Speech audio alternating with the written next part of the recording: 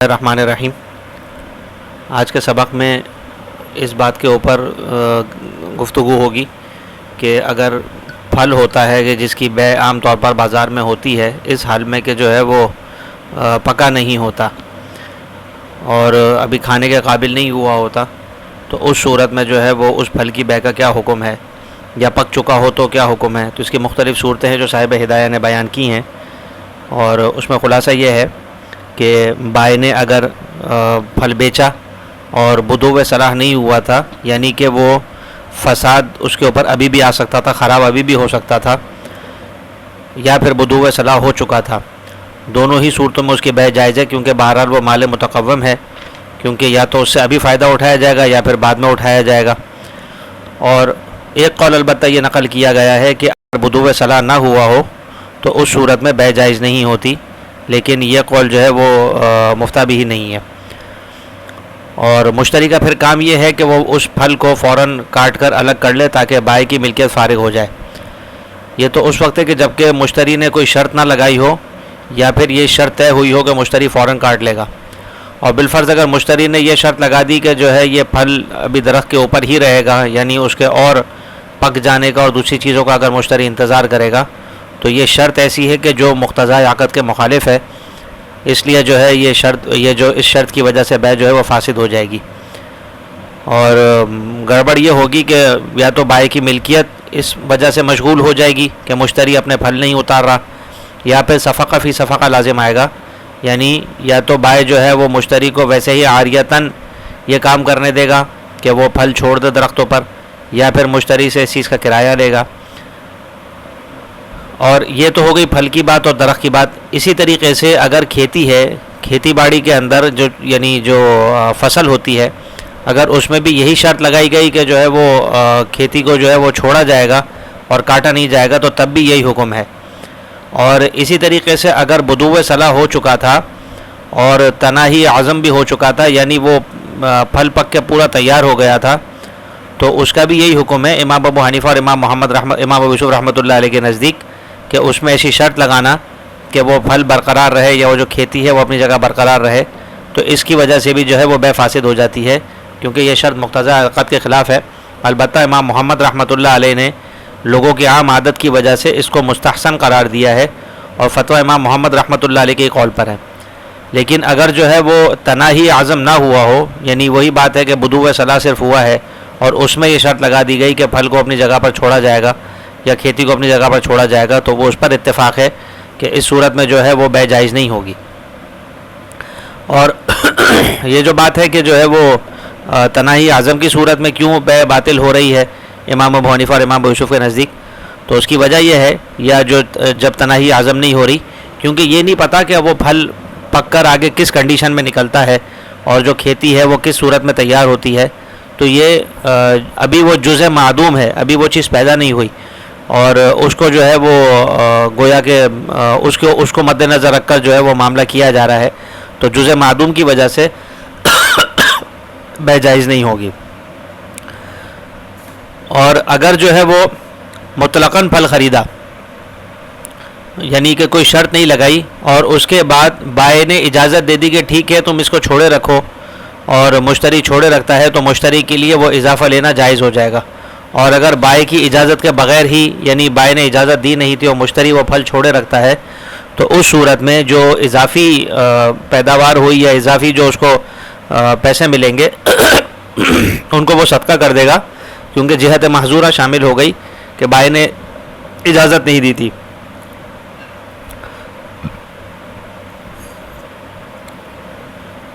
اور اگر تناہی عزم ہو چکا تھا اور اس کے بعد وہ بائے کی اجازت سے یا بائے کے علم میں لائے بغیر چھوڑے رکھتا ہے، تو اس صورت میں کچھ صدقہ کرنے کی ضرورت نہیں ہے، کیونکہ یہ تناہی عزم ہونے کے بعد مزید جو ہے وہ کوئی یعنی پھل اور بڑھتا نہیں ہے، بلکہ زیادہ سے زیادہ جو ہے وہ اس کی حالت متغیر ہو جاتی ہے کہ وہ مزید اس میں مٹھاس وغیرہ آ جاتی ہے، تو وہ یعنی اس میں بائے کا کوئی عمل دخل نہیں ہوتا، بلکہ وہ اللہ تعالیٰ کی قدرت سے ہوتا ہے، سورج کی روشنی ہے یا چاند کی جو روشنی ہوتی ہے اس کی وجہ سے یہ چیزیں پیش آتی ہیں۔ یہ تو وہ صورت ہے کہ جب یہ خریداری کا معاملہ ہو رہا ہو، اور اگر ایسا ہوا کہ جو ہے وہ مشتری نے جو ہے وہ کھجور کا پھل خرید لیا اور اس کو کھجور کے درخت پر چھوڑے رکھا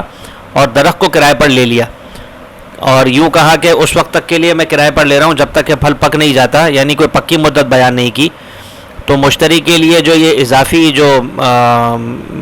اس کی وجہ سے رقم اس کے ہاتھ میں آئے گی، کیونکہ پھل پک گیا ہوگا، مارکیٹ میں بکے گا تو اس کے پیسے زیادہ اچھے ملیں گے، تو وہ اضافی رقم لینا مشتری کے لیے جائز ہوگا. وجہ یہ ہے کہ کیونکہ درختوں میں جو ہے عرف نہیں ہے اجارے پہ لینے کا، تو اس عرف کے نہ ہونے کی وجہ سے جو ہے وہ اجارہ تو باطل ہے، اور جو ہے وہ اس درخت کو اجارے پہ لینے کی ضرورت اس وجہ سے بھی نہیں ہے کہ بعض فقہا نے یہ کہا ہے کہ جو ہے وہ درخت کو کرایہ پر لینے کے بجائے درخت خرید لے. تو اب بہرحال اجارہ تو باطل ہو گیا، عرف بھی نہیں ہے اور حاجت بھی نہیں ہے، کیونکہ درخت کے خریدنے سے وہ حاجت پوری ہو سکتی ہے. تو اب یہ سمجھا جائے گا کہ بس جو بائع کی اجازت ہے وہ اپنی جگہ برقرار ہے، تو اس اجازت کی وجہ سے جو ہے وہ مشتری کے لیے یہ لینا جائز ہو جائے گا. البتہ اگر درخت کی جگہ یہی معاملہ کھیتی باڑی کا ہوتا کہ فصل ہوتی اور مشتری جو ہے وہ زمین کو کرائے پر لے لیتا اور یوں کہتا کہ جب تک فصل پک نہیں جاتی تب تک کے لیے زمین کرائے پر ہے،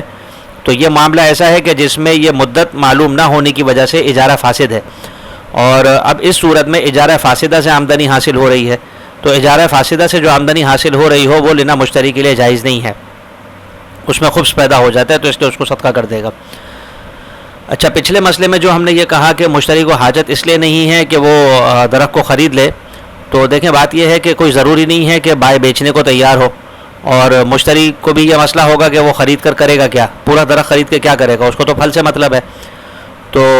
اس میں جو ہے وہ بعض حضرات نے یہ کہا کہ بائع کو جو ہے وہ بائع کو یہ کہہ دینا چاہیے مشتری کو کہ میری طرف سے تمہیں اجازت ہے کہ تم اس پھل کو درخت پہ رکھو، اور اگر میں بالفرض اگر میں اپنی اس اجازت سے رجوع کروں تو میرا اجازت سے رجوع کرنا تمہیں دوبارہ اجازت یعنی جو اجازت جدیدہ ہے وہ دلوا دے گا. تو یہ بعض علماء کرام نے جو ہے وہ رائے دی ہے کہ جس کے ذریعے سے یہ مسئلہ حل ہو سکتا ہے. اب رہ جاتا ہے مسئلہ یہ کہ اگر مشتری نے جو ہے وہ درخت یعنی درخت پہ جو پھل تھا وہ خرید لیا، لیکن اب ہوا یہ کہ مشتری کے اس پھل پر قبضہ کرنے سے پہلے درخت پر اور پیداوار آ گئی اور پھل پیدا ہو گیا، تو اس صورت میں فرماتے ہیں کہ بے فاسد ہو جائے گی، کیونکہ اس صورت میں تمییز ممکن نہیں ہے کہ بائع کا پھل اس میں سے کون سا ہے اور مشتری کا کون سا ہے. البتہ امام محمد رحمۃ اللہ علیہ نے یہ بات جائز قرار دی ہے کہ جیسے پھول وغیرہ کوئی خریدتا ہے تو پھول وقتاً فوقتاً پیدا ہو رہے ہوتے ہیں، تو امام محمد نے جائز قرار دیا ہے کہ اس صورت میں جو ہے وہ چاہے وقتاً فوقتاً پیدا ہو رہے ہوں لیکن مشتری جو ہے وہ بیع اس طریقے سے کر سکتا ہے کہ جو پھول پیدا ہوں گے وہ میں لے لیتا ہوں. تو تعامل کی وجہ سے امام محمد رحمۃ اللہ علیہ نے اس کی اجازت دی. اور علماء کرام نے جو ہے وہ ایک مزید حل یہ بھی تجویز کیا ہے کہ جیسے جیسے پیداوار ہوتی جائے ویسے ویسے خریدتا جائے. ابھی یہ بات ہو جائے کہ جتنا ہے اتنا خرید رہا ہوں. اور اس کے علاوہ ایک طریقہ اور علماء کرام نے بیان کیا ہے کہ جب شگوفہ درخت پر لگتا ہے تو یہ کہہ دیا جائے کہ درخت کے پتے میں خرید رہا ہوں، تو شگوفہ اس کے ساتھ ہی چمٹا ہوا ہوتا ہے، تو وہ درخت کے پتوں کے تابع ہو کر وہ شگوفے کی بیع بھی جائز ہو جائے گی. تو بہرحال یہ طریقے ہیں کہ جس کے ذریعے سے اس بیع کو جو ہے وہ جائز قرار دیا جا سکتا ہے. اچھا، اگر اسی طریقے سے دوسرا مسئلہ یہ ہے کہ اگر مشتری نے قبضہ کر لیا تھا پھل پر اور اس کے بعد جو ہے وہ مزید پیداوار اس کے اندر نکل آتی ہے درخت کے اندر،